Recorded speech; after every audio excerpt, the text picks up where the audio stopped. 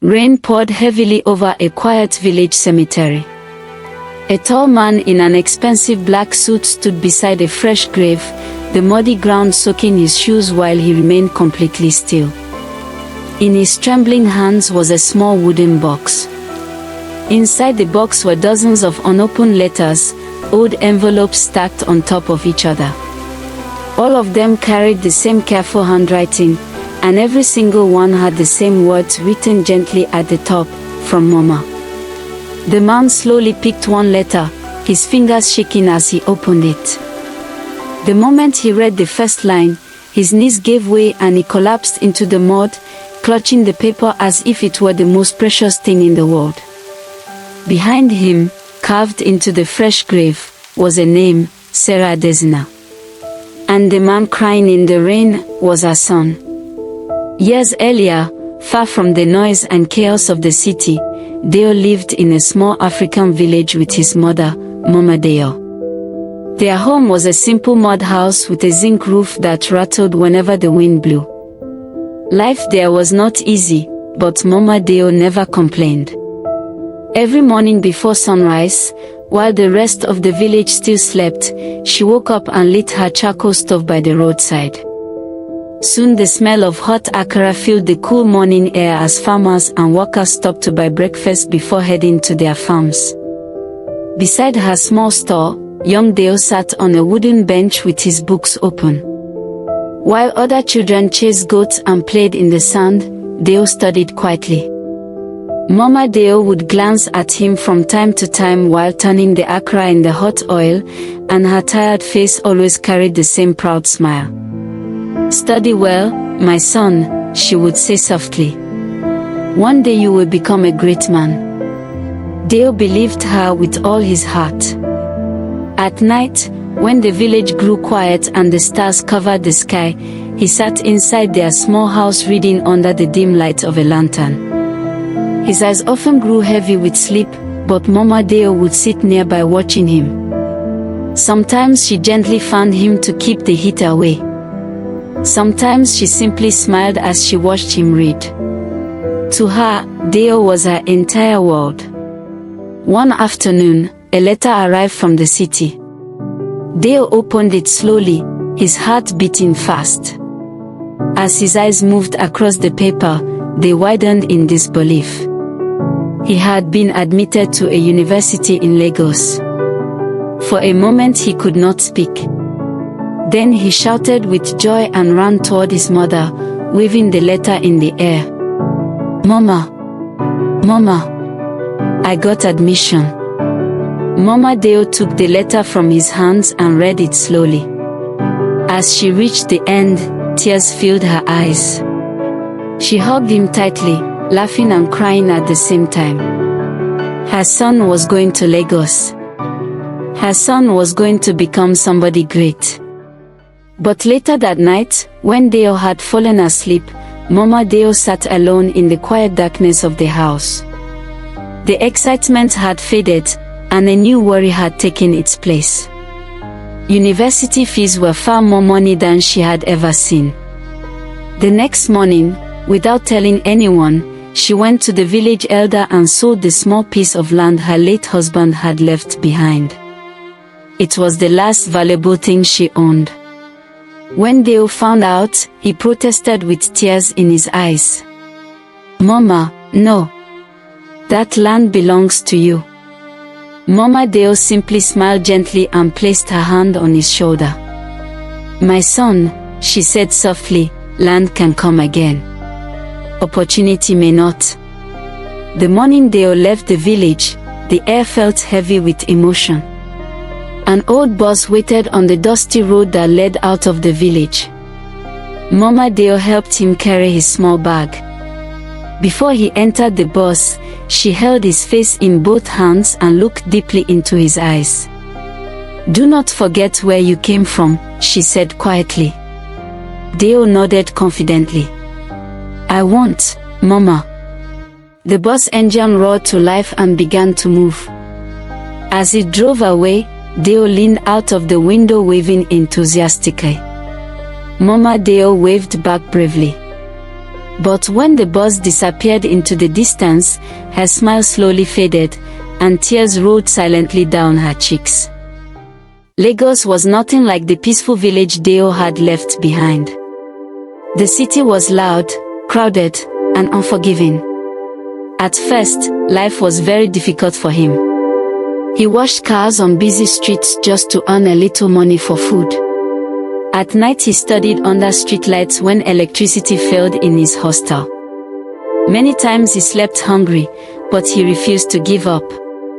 Years passed slowly. Eventually, things began to change. Dayo graduated from university and found work with a construction company. Later he started his own small construction business. The small business slowly grew bigger. Money began to flow in.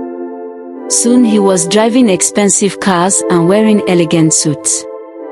He bought a large house in Lagos, and people began calling him Chief Dayo.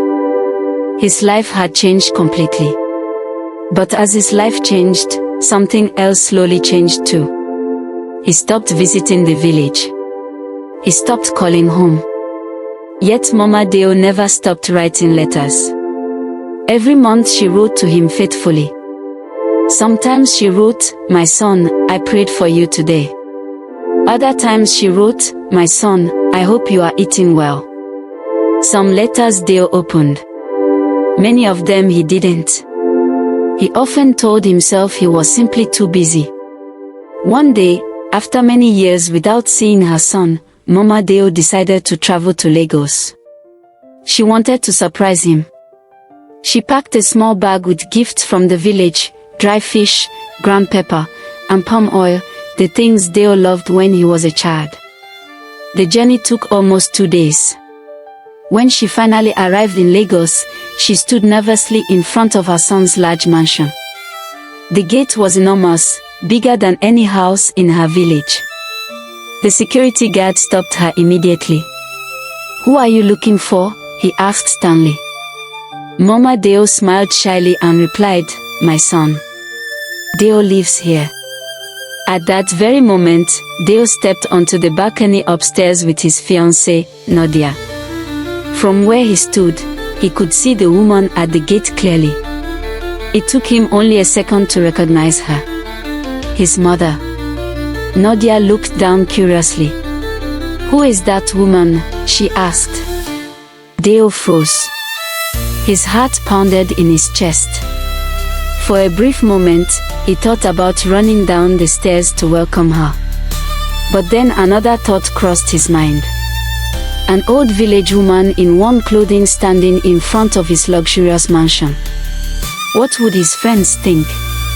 What would Nadia think? His pride took control of him. Slowly, he said words that would haunt him forever. "I don't know her." At the gate, the security guard pushed Mama Dayo away. She stumbled slightly, and her bag fell to the ground. The gifts scattered across the pavement, dry fish, pepper, and palm oil. For a moment she looked up at the balcony. Their eyes met briefly. Dayo quickly turned away. Mama Dayo quietly knelt down and picked up the food items, tears falling silently onto the ground. Then she slowly walked away. After that day, Mama Dayo continued writing letters. But Dayo stopped opening them. They piled up on a table inside his house while his life grew busier. More contracts. More money. More parties. Time moved quickly, and the letters remained untouched. Until one afternoon when his assistant walked into his office carrying a small parcel. "Sir, this came from your village," the assistant said. Dayo opened it carelessly. Inside were dozens of letters tied together. There was also a small note written by someone else. He unfolded the note and began to read. "Dayo, your mother passed away 3 weeks ago." The room suddenly felt silent and cold.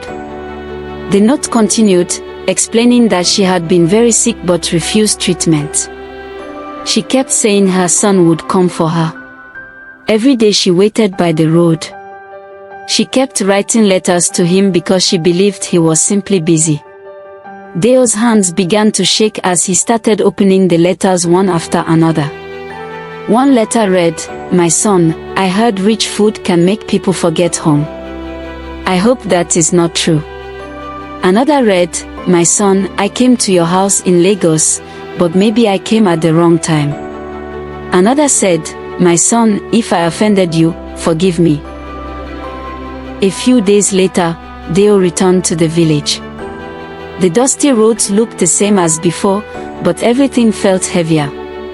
When he arrived at the cemetery, dark clouds gathered and rain began to fall. He stood beside his mother's grave holding the wooden box filled with her letters. The truth finally crushed him completely. All the sacrifices she had made for him. All the love she had given him. And how he had repaid her. Dayo fell to his knees and cried uncontrollably in the rain. His voice echoed through the empty cemetery, but forgiveness could no longer come from the one person whose forgiveness mattered the most. Months later, the villagers began to notice something surprising. Workers arrived to repair Mama Dayo's old mud house. The broken walls were rebuilt, and the roof was replaced. But the house did not become Dayo's new home. Instead, it became something far more meaningful. It became a school. And from that day forward, he spent the rest of his life trying to honor the love he had once taken for granted, knowing that success means nothing if you forget the hands that lifted you.